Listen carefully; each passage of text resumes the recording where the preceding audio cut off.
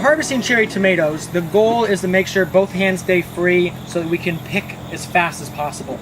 Another thing to bring up is that we want to be in the tunnels harvesting cherry tomatoes after the foliage has dried out. So that's generally a little bit later in the day, but then it's also a lot hotter in there. So again, try to be as quick as possible and just be most efficient. With setup like this, where you're having 2 buckets, and you can use any type of bucket, 2-gallon bakery bucket would work as well, and then just have this simple belt which allows you to have them on either side. The beauty of this is you could have splits on one side and regulars on the other, because the other thing with cherry tomatoes is you don't want to leave any tomatoes in the house. And the reason for that is that when you let them on the ground, then they germinate in your fall greens and make a mess. So try to pick up every single tomato in the house and to get it out of the house. So this way you can see here, now I can easily just go ahead and pick the cherry tomatoes that we'll be picking off this and just set them into a bucket.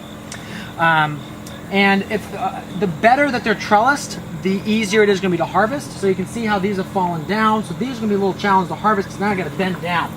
But if you've done a really good job of trellising them, it'll just be basically moving straight down a side and picking all at the relatively the same height on the plant. So you can see here, I'm going to go down and get that one, and then kind of fight my way into here to pick these.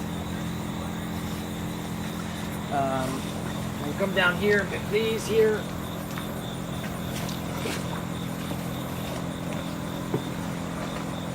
But you also notice that with 2 hands, if I need to stabilize a plant to grab that one, I can easily do that. But if I was holding a bin or holding a pint with 1 hand, it'd be a lot harder to do. So when we get to the end of the row, obviously we'd have more in here, but then we just go ahead and pour these very gently right into our container right there. It also helps if you have, let's say, a table at the end of your thing, and so then you just walk up to it and you can pour it in really easily. Or you could have like your golf cart or garden cart outside of your greenhouse and then just walk out there and pour them in as well.